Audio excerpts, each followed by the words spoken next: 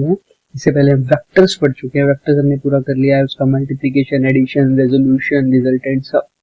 अब हम बात करेंगे ग्रेविटेशन की। इसके अंदर हम बात करेंगे कि ग्रेविटेशनल फोर्स क्या होती है, ग्रेविटेशनल फोर्स क्या होती है, फील्ड क्या होता है, ग्रेविटेशनल एक्सेलरेशन क्या होता है ना, ये सब के बारे में। गुरुत्वाकर्षण बल आपने सुना हुआ है ना, वैसा ही कुछ है ना, उसके बारे में हम बात करेंगे अभी। Calculate the change in force, mass पर और डिस्टेंस पर फोर्स कैसे डिपेंड करती है। सबसे पहले बात करेंगे फोर्स क्या होता है, फिर पढ़ेंगे फील्ड क्या होता है, फिर देखेंगे एक्सेलरेशन क्या है। ये सब धीरे धीरे समझ में आएगा। हालांकि आप 11th में 9th में ये सब पढ़ चुके हैं थोड़ा बहुत। तो आज का लेक्चर हमारा थ्योरेटिकल रहेगा। जो इम्पोर्टेंट टॉपिक्स आएंगे वो है इस चैप्टर में फील्ड और पोटेंशियल, जो हमारे सिलेबस के अकॉर्डिंग है, फील्ड एंड पोटेंशियल। लेकिन उसको समझने के लिए हमें ये सब समझना पड़ेगा, तब हमें फील्ड और पोटेंशियल समझ में आने वाला है। तो फील्ड से पहले फोर्स पढ़ेंगे, है ना, तभी हमें फील्ड समझ में आएगा। आइए तो हम बात करते हैं फोर्स की। ग्रेविटेशनल फोर्स क्या होता है? ग्रेविटेशनल फोर्स, हमारे आसपास जितने भी ऑब्जेक्ट्स हैं सब एक दूसरे को क्या कर रहे हैं, अट्रैक्ट कर रहे हैं, है ना। न्यूटन्स लॉ ऑफ ग्रेविटेशन आपने पढ़ा भी होगा।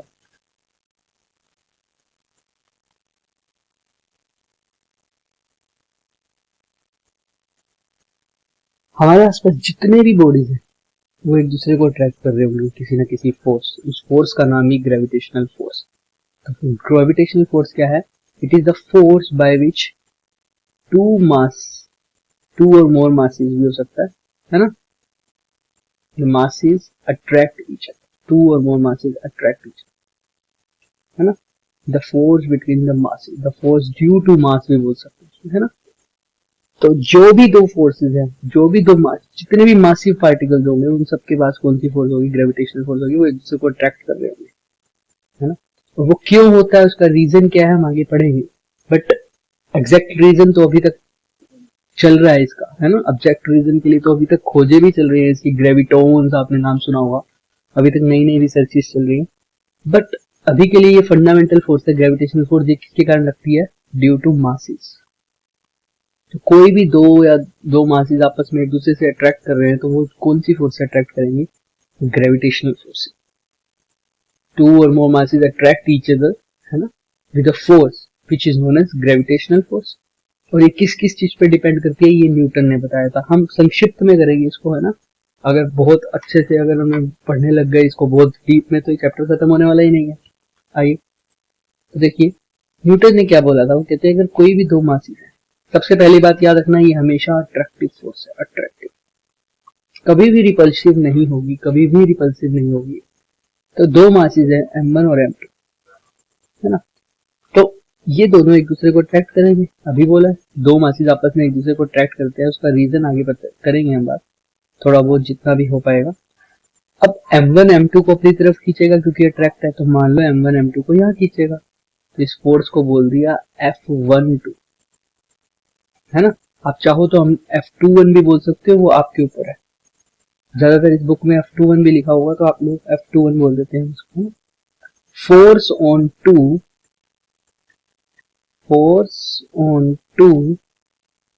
Due to one. Similarly second वाला मास भी फर्स्ट वाले को अट्रैक्ट करेगा अपनी तरफ, तो सेकंड वाला मास अपनी तरफ ऐसे खींचेगा, तो ये हो जाएगा F12। F12 क्या हो गया? Force on one due to two. तो जो दो पहले पे फोर्स लगा रहा है उसको बोल दिया F21, जो फोर्स 1 2 पे लगा रहा है वो लगा रहा है F12। याद रखेगा जो फोर्स M1 M2 पर लगा रहा है वही फोर्स M2 M1 पर लगाएगा, यानी लेकिन उनकी डायरेक्शन देखो बिल्कुल अपोजिट है। तो F12 will be equal to F21, but direction इनकी क्या होगी? अपोजिट। इसके बारे में हम डिटेल में बात करेंगे कि ये कौन सा लॉ है। आप समझ तो गए होंगे, बट इसके बारे में अभी आगे बात भी करेंगे। बट ये फोर्स तो बता दिया आपने कि दो मासेस एक दूसरे को अट्रैक्ट कर रहे हैं, तो इस फोर्स का नाम है ग्रेविटेशनल फोर्स। पर ये फोर्स जो है वो किस पे डिपेंड कर रही है, इसके बारे में तो बात नहीं करें। इसी को न्यूटन ने बताया था। न्यूटन ने क्या बोला? ये M1, ये M2, M2 M1 को खींच रही है अपनी तरफ F12 से, और M1 M2 को खींच रहा है F21 से, है ना। और ये इन दोनों के बीच का डिस्टेंस हो गया, मान लो ये हो गया इसके बीच का डिस्टेंस R, इन दोनों सेंटर से लेकर सेंटर तक का डिस्टेंस, पहली बॉडी के सेंटर से दूसरी बॉडी के सेंटर तक का डिस्टेंस। तो उन्होंने क्या बोला, चाहे F12 बात कर लो चाहे F21 बात कर लो, दोनों सेम है, तो मैं इसको बोल देता हूँ F। ये F क्या है, फोर्स। ये किस किस चीज पे डिपेंड करता है, देखा हमने कि अगर दो फोर्सेस के मासेस बढ़ा दो तो ये फोर्स भी बढ़ने लग गई थी। तो न्यूटन ने बोला कि ये जो फोर्स है ये डायरेक्टली प्रोपोर्शनल है दोनों के प्रोडक्ट ऑफ मासेस की। अगर तुम ज्यादा मास डालोगे तो फोर्स भी बढ़ जाएगी, ये तो सिंपल सी बात है ना। और इनवर्सली प्रोपोर्शनल है आर के स्क्वायर के। ध्यान रखना भी एक इंपॉर्टेंट चीज पता लगेगी, आर के स्क्वायर के मतलब जितना ज्यादा डिस्टेंस बढ़ जाएगा उतनी कम क्या हो जाती रहेगी, फोर्स। जितना ज्यादा डिस्टेंस उतनी कम, जितना ज्यादा डिस्टेंस उतनी कम force. Theoretical point of view से इंपॉर्टेंट है, आपने कुछ चीजें पहले पढ़ी होंगी बिल्कुल, लेकिन चलते रहिए क्योंकि ये बेसिक पढ़ना बहुत जरूरी है। हम आपको कुछ नया बात भी पता लगेगी होप सो। तो F डायरेक्टली प्रोपोर्शनल है मास M1 M2 के और इनवर्सली प्रोपोर्शनल है R स्क्वायर की। डिस्टेंस बढ़ाएंगे तो फोर्स कम हो जाएगी, बिल्कुल ठीक है। इन दोनों को मिला के एक प्रोपोर्शनल लाते हैं तो एक कांस्टेंट लगता है, वो हो गया कैपिटल G और M1 M2 upon R square. ये F क्या है, फोर्स। ये कांस्टेंट G क्या है, ग्रेविटेशनल। इसको ग्रेविटेशनल एक्सेलरेशन मत बोल देना, इसको ग्रेविटेशनल कांस्टेंट बोलते हैं। यूनिवर्सल ग्रेविटेशनल कांस्टेंट एग्जैक्ट नाम है इसका, यूनिवर्सल ग्रेविटेशनल कांस्टेंट। इसकी वैल्यू होती है ना।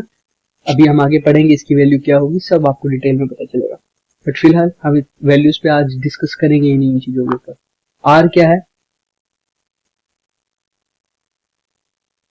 ये लिख देते हैं,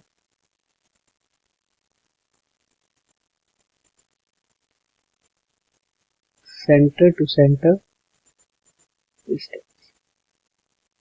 तो सेंटर से सेंटर की तरफ जो डिस्टेंस है वो है आर। अब क्योंकि ध्यान सुनना, क्योंकि ये आर स्क्वायर के इनवर्सली प्रोपोर्शनल है, इसीलिए इसको बोला जाता है इनवर्स स्क्वायर फोर्स। और ऐसे भी बोल सकते हैं कि gravitational force follow inverse square law.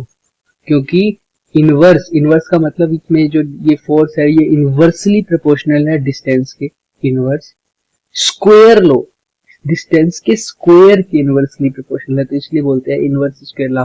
कहीं पर भी आप ऐसा रिलेशन देखोगे तो वो इनवर्स स्क्वायर लॉ के अंडर आएगा। तो ग्रेविटेशनल फोर्स भी फॉलो करती है इनवर्स स्क्वायर लॉ, ये याद रखेंगे। और ये जो मास है ये कहां से कहां है, सेंटर, सॉरी ये जो डिस्टेंस है ये कहां से कहां है, सेंटर टू सेंटर डिस्टेंस है, एक मास के सेंटर से दूसरे मास के सेंटर। तो यहां तक आई थिंक किसी को कोई डाउट नहीं होगा, ये आप पढ़ भी चुके हैं। एक ये बात ध्यान रखना, अगर आप लोगों ने नहीं पढ़ी थी तो ये इनवर्स स्क्वायर लॉ को फॉलो करता है, ये क्वेश्चन आ सकता है मेरे पास, ठीक है। ग्रेविटेशन की वैल्यू क्या है ये सब आगे पढ़ते रहेंगे, है ना। आइए, तो यहां तक तो हमें समझ में आ गया। तो अब अभी आपने बोला कि ये है इनवर्स डायरेक्टली प्रोपोर्शनल मास, है ना। तो अगर दो बॉडीज है, पहले इनका मास था दोनों का m, अब इन दोनों का मास हो जाए 2। ये बहुत बेसिक क्वेश्चन है मैं मानता हूं, पर आगे चल के हम थोड़ा सा इंक्रीज कर देंगे, और इस बोर्ड से नहीं, हमको तो फील्ड में ज्यादा इंटरेस्ट है। तो अगर मास को मैं डबल कर दूं, m को 2m कर दूं, दोनों का मास, अब फोर्स पर क्या इफेक्ट पड़ेगा, व्हाट विल बी द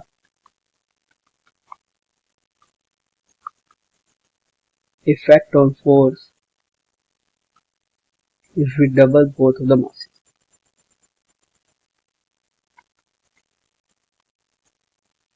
आइए देखते हैं, इनके बीच में डिस्टेंस चेंज नहीं किया, centre to centre distance same, ठीक है। तो पहले जो फोर्स थी F1 वो क्या होगी, G m into m upon are square. लेकिन अब जो F2 होगी, F2 वो क्या होगी, G m की जगह क्या हो जाएगा 2m, इस m की जगह भी क्या हो जाएगा F2m/r²। कैसे पता चलेगी क्या रिलेशन है नई फोर्स और पुरानी फोर्स में? F2 हमारी नई फोर्स है, F1 हमारी पुरानी फोर्स है, दोनों को डिवाइड कर दो। तो F1/F2 करके देख लेते हैं। देखो G से तो G कट जाएगा, M से M कट जाएगा, M से M कट जाएगा, तो ये क्या आ जाएगा 1, r² से r² कट जाएगा, ऊपर आ जाएगा सिर्फ 1, नीचे रह जाएगा 2 × 2, क्योंकि बाकी सारी टर्म्स तो हमारी कैंसिल हो रही है। M से ये M कट रहा है, ये M से ये M कट रहा है, ये r² से ये r² कट रहा है ना। G से तो G कट ही रहा है, तो F1/F2 किसके इक्वल हो जाएगा 1/4, यानी F2 जो नई फोर्स है कितने टाइम्स हो जाएगी 4 टाइम्स F1। यानी अगर आप दोनों के मासेस को डबल करते हो, पहले क्यों नहीं सिर्फ दोनों के मासेस को डबल करते हो, तो जो फोर्स है वो 4 टाइम्स हो जाएगी, पहले से 4 टाइम्स। ये याद रखना, ठीक है। दोनों के मासेस को डबल करें, अगर एक को करोगे तो डबल हो जाएगी, सिंपल है। आओ अब क्या करते हैं, सेकंड केस में देखते हैं। पहले ये मास था, ये डिस्टेंस था r, आप क्या कह रहे हो मासेस तो सेम रखे, डिस्टेंस क्या कर दिया डबल कर दिया। अब क्या फर्क पड़ेगा, आओ पहले क्या फोर्स थी, अब मैंने क्या कर दिया डिस्टेंस डबल, दूरी को 2 गुना कर दिया। तो पहले f कितना होता है F1 Gm/r², अब कितना होगा G तो सेम है, मासेस भी सेम है, लेकिन r² की जगह हो जाएगा 2r², यानी लिख दूंगा Gm/4r²। लेकिन यहाँ पर तो सिर्फ अभी भी क्या है Gm/r², ये F2 है, ये F1 है। तो अभी फिर से F2 को F1 से डिवाइड करके देख लीजिए, G से G गया, M से M चला जाएगा, इस M से भी इस M चला जाएगा, इस r² से इस r² चला जाएगा। ध्यान से देखना, F2 ऊपर रखा है तो ऊपर क्या आएगा यहाँ पे 1/4, और F1 में तो सिंपल 1 है, तो F2/F1 किसके इक्वल है 1/4 के। तो F2 ध्यान रखना, F2 जो नई फोर्स है वो क्या हो जाएगी, और पुरानी फोर्स क्या रहेगी उसके बारे में हम बात करने वाले हैं। F2 हो जाएगी F1/4, यानी पुरानी फोर्स से 4 का फैक्टर से कम हो गई, पुरानी फोर्स का 1/4। ये डिक्रीज हुई है या इंक्रीज हुई है, F2 जो है वो 1/4 हो गई पुरानी फोर्स की, यानी क्या हो गई फोर्स डिक्रीज हो गई, और होना भी यही चाहिए था, फोर्स डिक्रीज बिकॉज डिस्टेंस बढ़ गया, है ना, यही होना चाहिए था। लेकिन यहाँ पर क्या हुआ फोर्स बढ़ गई, फोर्स इंक्रीज बिकॉज मास बढ़ गया। तो मास के बढ़ने से साफ साफ पता था हमें ये तो बात कि मास के बढ़ने से फोर्स बढ़ेगी और डिस्टेंस के बढ़ने से फोर्स घटेगी, और यही हमने देखा है। किसी को कोई भी डाउट हो तो देखे। अब इसका तीसरा केस भी देखते हैं। अब क्या कह रहा है, पहला केस तो ये है M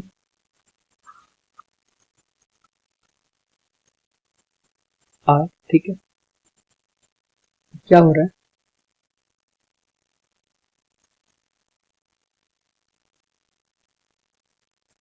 ये मास तो एक मास मैंने बढ़ा दिया,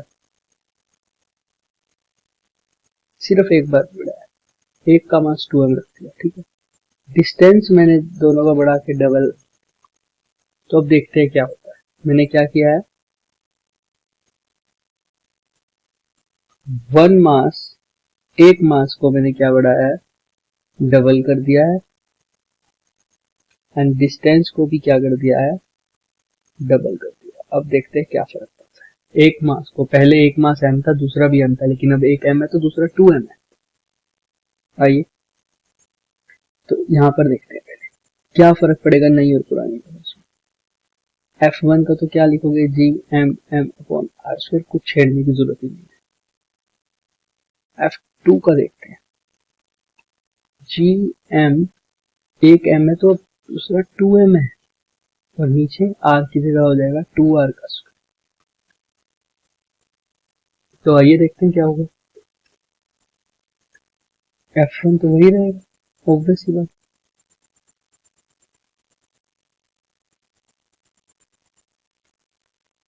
जी, इसको m का स्क्वायर भी लिख सकते हो आप, है ना। तो अगर नहीं लिखना तो इट्स ओके, हम काटने में आपको आसान लगता है तो नहीं लिखते हैं। F2, 2 आगे ले लो, 2gm अपॉन 2 का स्क्वायर 4r² का r²। अब फिर से F2/F1 कर दो, किसी और कलर से कर देते हैं, इसको एक लाइन लगा देते हैं ताकि सेपरेशन लगे।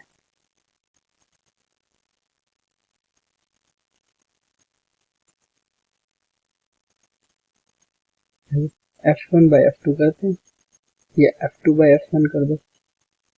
तो G से G गया, M से M गया, M से M गया, दोनों को डिवाइड कर रहा हूँ ना, r² से r² गया। देखो F2 ऊपर है तो F2 ऊपर आएगा, तो 2/4 यानी 1/2 भी लिख सकते हो ना। ऊपर यहाँ तो सिंपल बन रहा है, कुछ है ही नहीं, कट गया सब। तो F2, ध्यान से सुनना, इज इक्वल टू F1/2 हो गया, यानी नई फोर्स जो है, न्यू फोर्स जो है,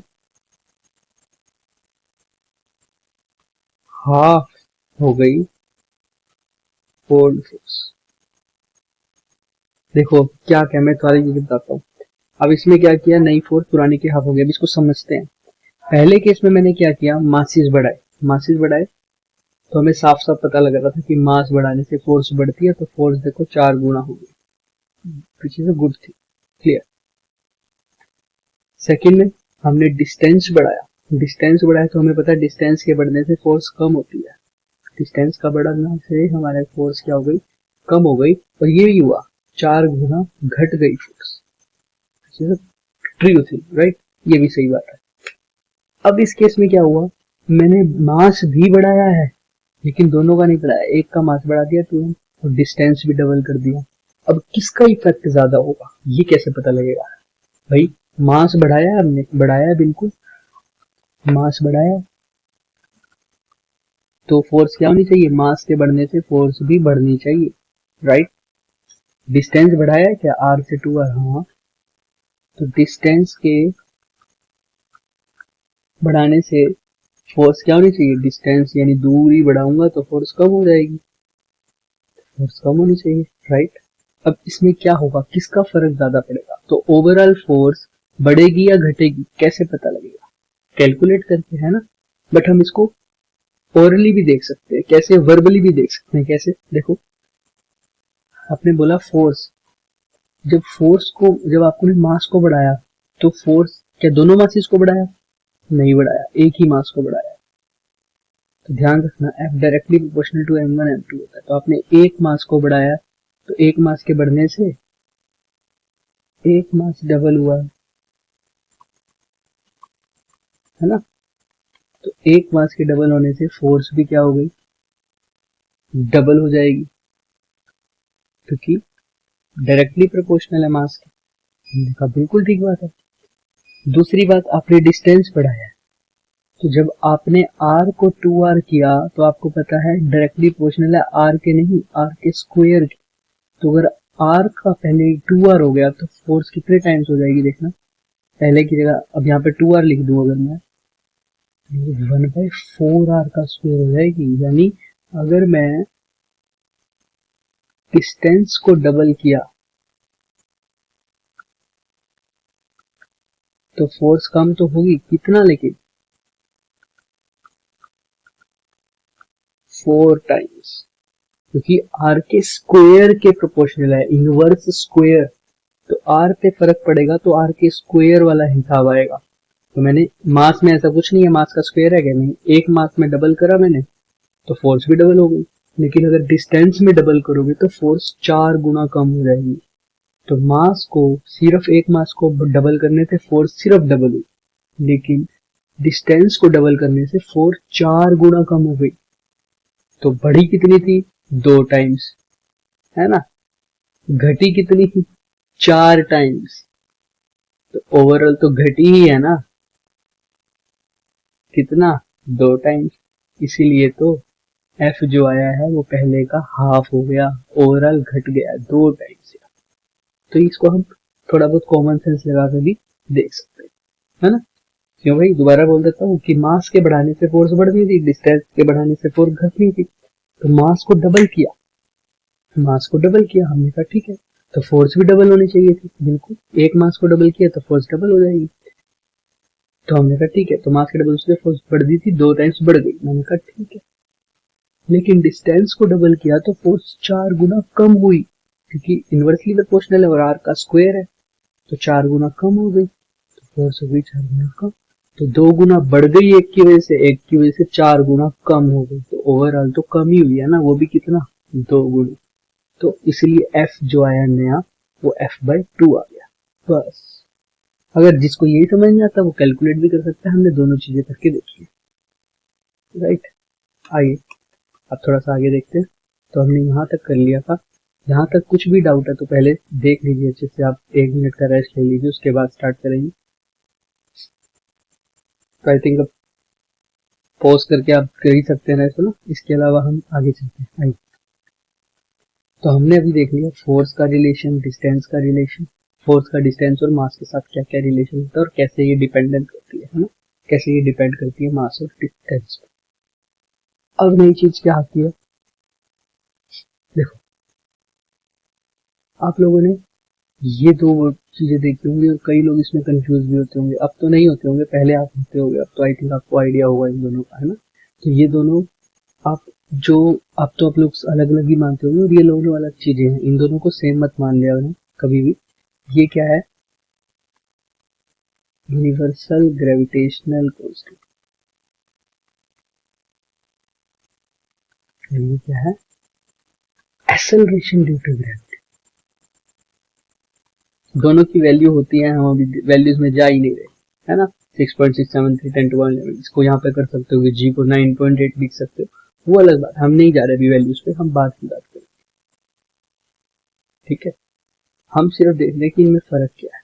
तो हमने देख लिया फर्क, नहीं देखा अभी, देखते हैं फिर। आइए, जी और जी में क्या फर्क है।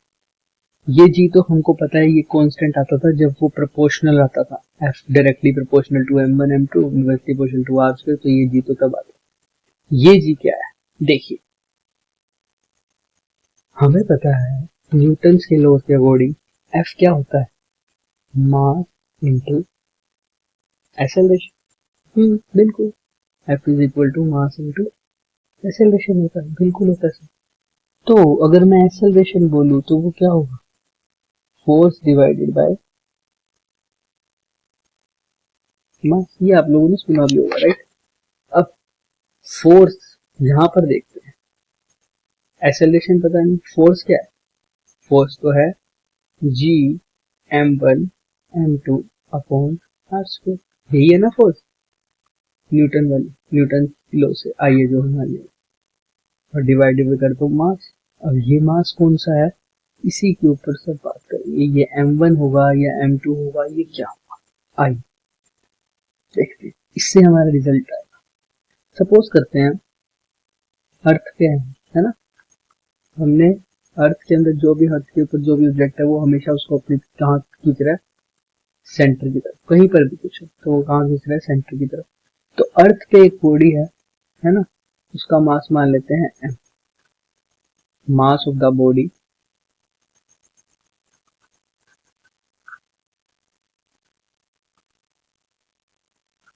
कितना है? m। अर्थ का मास क्या है? मान लो m, कैपिटल का, राइट। तो इसके ऊपर फोर्स लगेगी। अभी न्यूटन लॉ ने बताया है कि F इज इक्वल टू क्या होगा?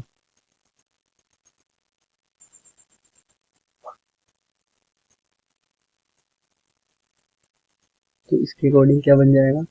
जी मास क्या है अर्थ का? कैपिटल M, बॉडी का क्या है स्मॉल m अपॉन में इन दोनों के बीच का डिस्टेंस हो गया r स्क्वायर। ये रेडियस ऑफ द अर्थ भी हो सकता है, उस बॉडी से लेकर अर्थ के सेंटर तक है ना, रेडियस ऑफ द अर्थ भी बोल सकते हैं। इस r को क्या बोल सकते हो अब इस केस में कि भाई वही डिस्टेंस होगा जो अर्थ का रेडियस होगा, है ना।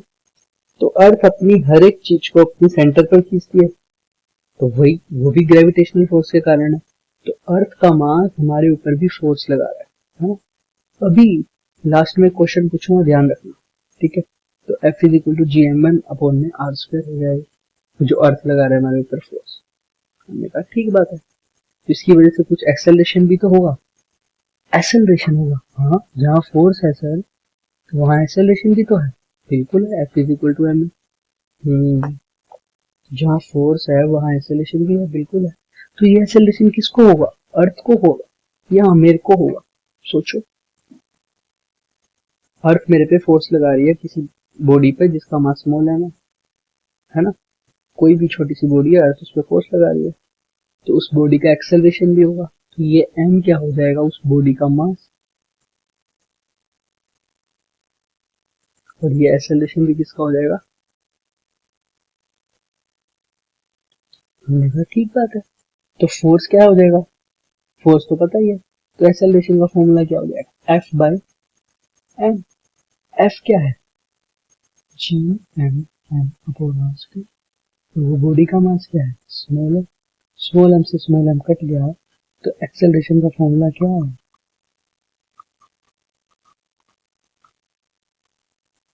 ये एक्सेलरेशन उस बॉडी का है, लेकिन किसकी वजह से, ड्यू टू अर्थ, इसीलिए इसका नाम क्या बोल देते हैं, एक्सेलरेशन ड्यू टू अर्थ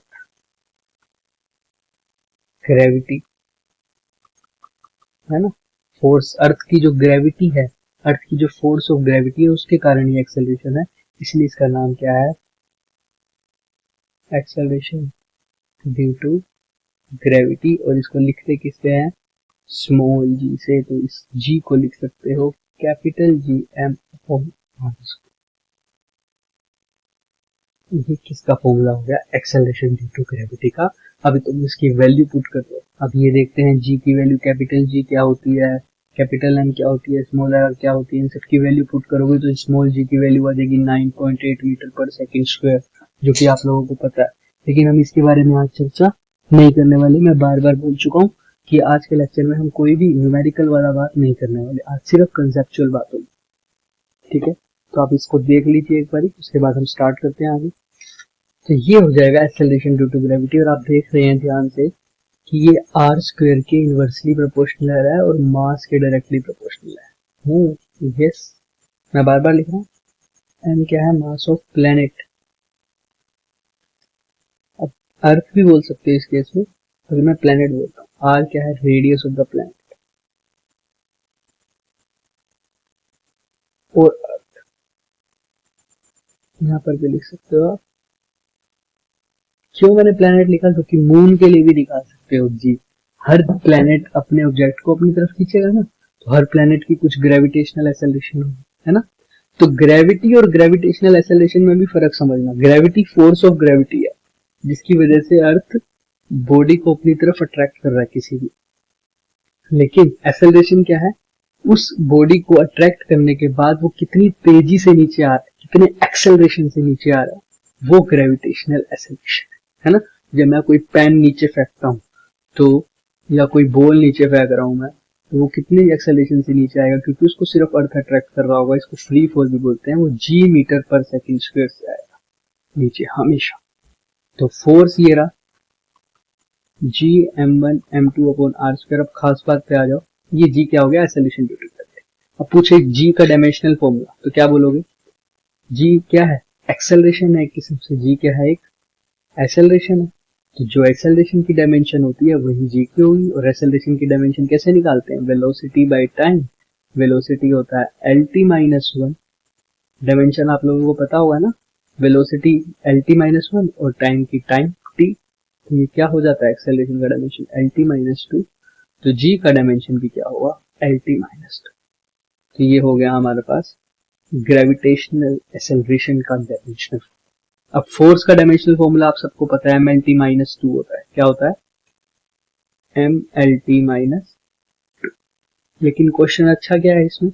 अच्छा ये है, वो पूछते हैं कि what is the dimensional formula of universal gravitational constant. मतलब universal gravitational constant capital G का डायमेंशनल फॉर्मूला बताओ। Dimensional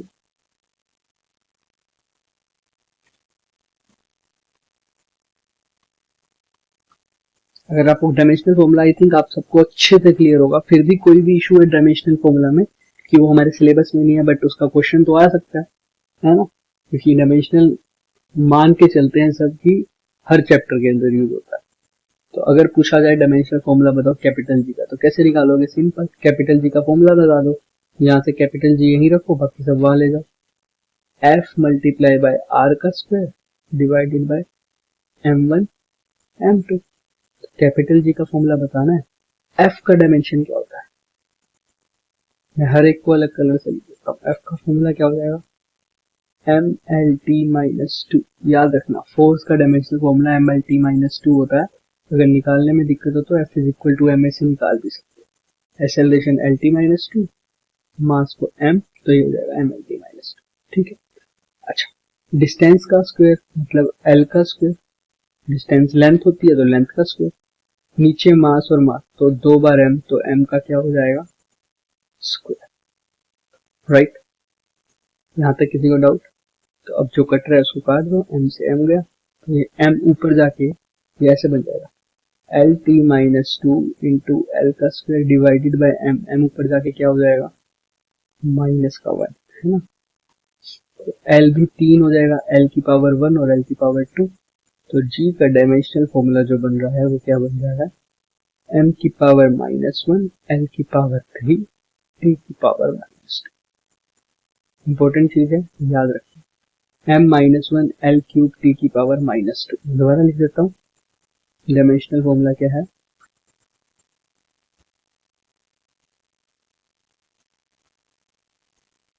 m1 l cube t की power minus 2, m minus 1 l की पावर क्यूब t की पावर माइनस 2। ठीक है, अच्छे से लिख देते हैं इसको।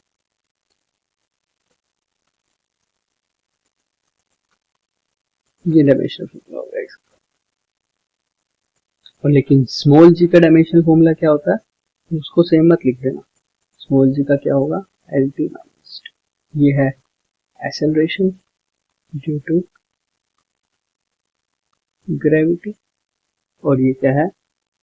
यूनिवर्सल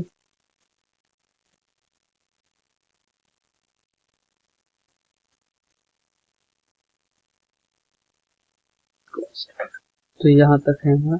अब जी की जो वैल्यू है वो, क्योंकि हम न्यूमेरिकल पार्ट नहीं डिस्कस कर रहे हैं, लेकिन ये जी की वैल्यू है वो डिफरेंट लोकेशन पर भी डिपेंड करेगी। क्योंकि आपने देखा जी जी एम अपॉन में आर स्क्वायर होता है। जी का फॉर्मूला क्या आ रहा था? G M upon are square.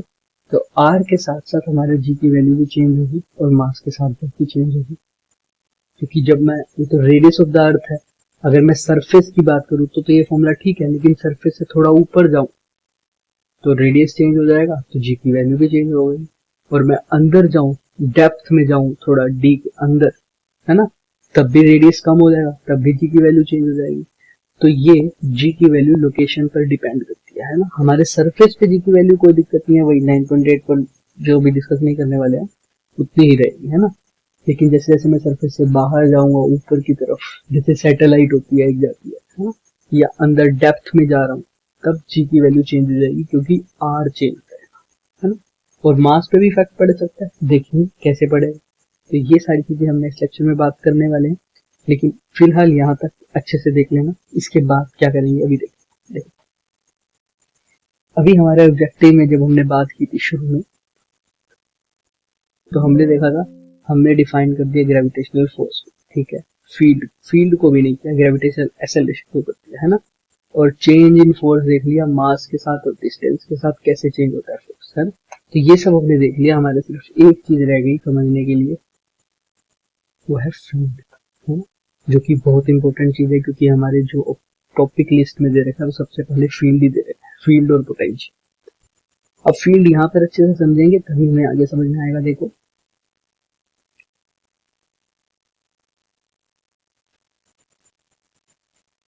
Gravitational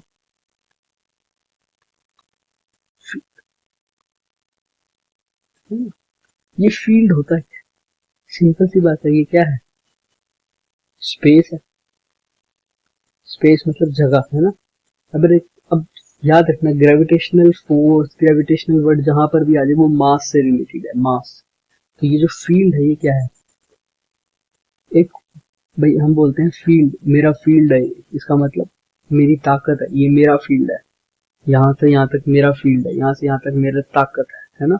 तो ऐसे ही हर एक मास के पास एक अपना फील्ड होता है, हर एक मास के पास अपना एक फील्ड होता है। जैसे हम चुंबक की बात करते हैं, है ना, चुंबक के लिए वो होता मैग्नेटिक फील्ड है, बट समझ सकते हो उससे भी। एक चुंबक, दो चुंबक होती है हमारे पास, उनको जब मैं इतने सी पास में आपस में ले आता तो एकदम से वो चिपक जाती है ना, स्टिक हो जाती है। क्यों हो जाती है, ऐसा क्या होता है ना। उसमें भी फील्ड होता है, इनके आसपास भी क्या होता है, फील्ड होता है। ऐसे जब पॉजिटिव चार्ज और नेगेटिव चार्ज को आसपास लेके आए तो वो भी एक दूसरे के साथ क्या हो जाते हैं, अट्रैक्ट हो जाते हैं, है ना।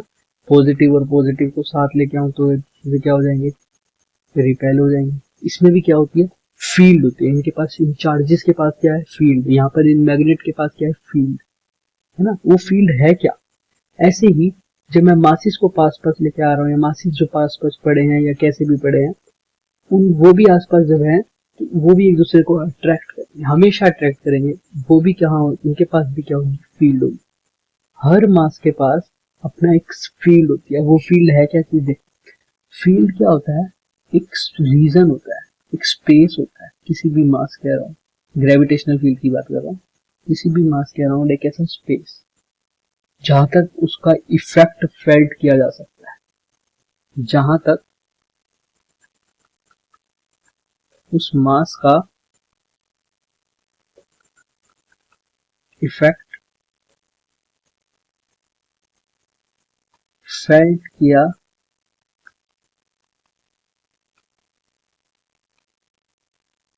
जा सकता है। ये मास है m, इसके अराउंड एक फील्ड है ना।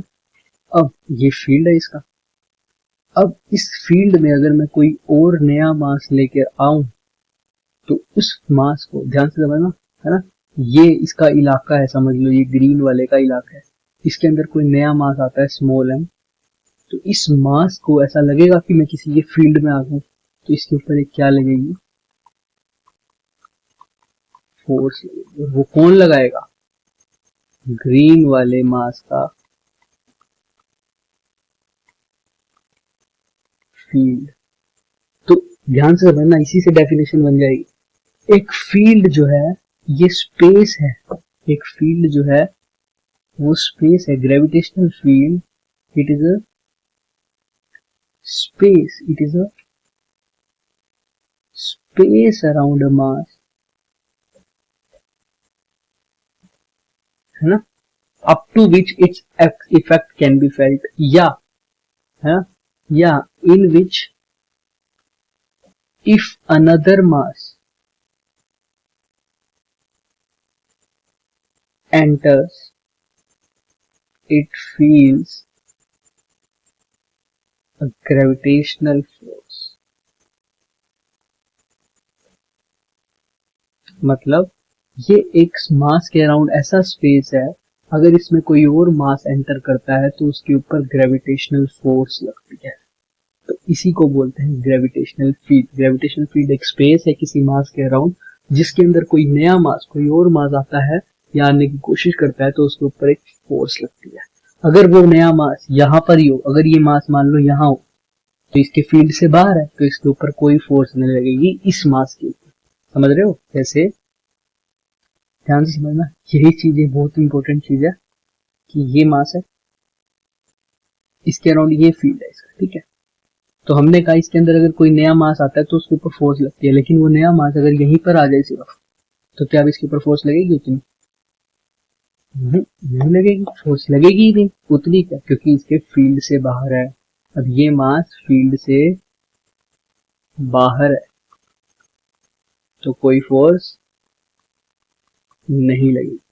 ऐसा ही होता है अर्थ के अंदर, याद है अर्थ के अंदर जब हम देखते हैं, अर्थ के केस में जब देखते हैं तो किसी ऑब्जेक्ट को इतनी दूर फेंक दिया कि वो अर्थ भी तो एक किस्म से मास है, बहुत बड़ा मास, उसका भी कुछ फील्ड होगा। तो ऐसा हो सकता है कि कोई चीज ऊपर फेंको वापिस ही ना आए, हाँ उसको इतनी वेलोसिटी से फेंको जिसका नाम होता है एस्केप वेलोसिटी, आगे पढ़ेंगे हम। तो वो एस्केप वेलोसिटी से फेंको कि वो अर्थ की ग्रेविटेशनल फील्ड से ही क्या निकल जाए, बाहर निकल जाए। और जब ग्रेविटेशनल फील्ड से बाहर निकल जाएगी तो उसको खींचने वाला कोई होगा नहीं, क्योंकि फोर्स तब तक लगेगी जब तक तुम किसी के फील्ड में हो, और फील्ड में नहीं हो तो कोई फोर्स नहीं लगेगी। ऐसे कहा भी जाता है, जैसे आप महाभारत आपने सुनी होगी है ना, महाभारत में ऐसा कहा जाता था कि जब युद्ध हो रहा था, भीम अर्जुन नकुल सहदेव ये सब के हैं आपस में इकट्ठे थे और कौरवों के साथ जब इनका युद्ध हो रहा था, तो कहते हैं कि जो भीम था है ना, उन्होंने क्या किया था, जो भीम थे उन्होंने बहुत बड़े बड़े हाथी जो होते थे उनको घुमा के पता है कहाँ फेंक दिया था, आकाश में इतनी ऊपर फेंक दिया था कि वो कभी किसी को वापिस आते हुए नहीं दिखा था। जो कहानी है मैं आपको बता रहा हूँ ना, सच झूठ पे बात नहीं करेंगे। तो बहुत ऊंचा उन्होंने फेंका था कि उन्होंने किसी ने भी उस हाथियों को नीचे वापिस आते हुए नहीं देखा। तो कहा जाता है कि उन्होंने इतनी वेलोसिटी से फेंका था, एस्केप वेलोसिटी से फेंका था, कि वो जो हाथी थे वो अर्थ की ग्रेविटेशनल फोर्स फील्ड में ना तोड़कर यानी निकल उससे उसके फील्ड से बाहर निकल चुके थे। तो अब जब बाहर निकल गए तो ऑब्वियस ही बात है नहीं आएंगे। अब उनके बाहर जाने के बाद उनका क्या हुआ होगा उसका भी उस पे भी है कि बाहर जाने के बाद कहाँ जाएंगे, क्या गिर जाएंगे कहीं और, देखेंगे वो भी देखेंगे है ना। बट फिलहाल तो वो अर्थ के ग्रेविटेशनल फील्ड से बाहर निकल गए थे तो अर्थ पे कभी वापस नहीं आई, क्योंकि जब जैसे फील्ड से बाहर निकल गए तो अर्थ कोई फोर्स ही नहीं लगा पाएगी, क्योंकि अर्थ का बजट कहाँ तक है भाई, अर्थ का जो बजट है उसके फील्ड तक है। अगर तुम कोई भी चीज उसके फील्ड से बाहर फेंक दोगे तो वो कोई फोर्स नहीं लगा पाएगी अपनी तरफ, अपने सेंटर की तरफ नहीं खींच पाएगी किसी भी चीज को।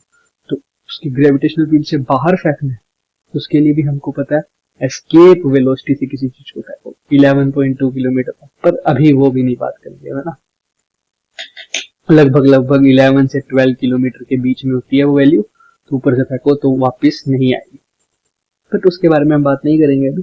बट ये बात याद रखना कि फील्ड क्या होता है। तो फील्ड ध्यान से सुनना, फील्ड क्या है, अगर कोई स्पेस है अराउंड द मास, उसके अंदर कोई नया मास आए तो उसके ऊपर फोर्स लगती है। तो अगर ध्यान से सुनना, अगर वो जो नया मास आ रहा है उस पर फोर्स ज्यादा लग रही है तो उस पॉइंट पे, जिस पॉइंट पे वो फोर्स लग रही है, सपोज कर लो ये मास है, इसके ऊपर नया फोर्स मास आया है, उसके ऊपर फोर्स ज्यादा लग रही है ना, तो यानी फील्ड इस पॉइंट पे क्या है, बहुत स्ट्रॉन्ग। अगर फोर्स उस नए मास पे कम लग रही है तो फील्ड क्या है, बहुत कम है। भाई अगर ज्यादा फील्ड है तो ज्यादा फोर्स लगाएगा, कम फील्ड है तो कम फोर्स लगाएगा। तो फील्ड को डिफाइन भी हम किसकी फॉर्म में करते हैं, फोर्स की फॉर्म, कि जो नया मास आ रहा है उसको कितनी फोर्स लग रही है। तो इसलिए फील्ड का फॉर्मूला बन जाता है फोर्स पर यूनिट मास, और ये मास कौन सा है, जो फील्ड में आया है। तो ग्रेविटेशनल फील्ड इजी से लिख रहा हूं, इसका फॉर्मूला क्या बन गया, फोर्स पर यूनिट मास।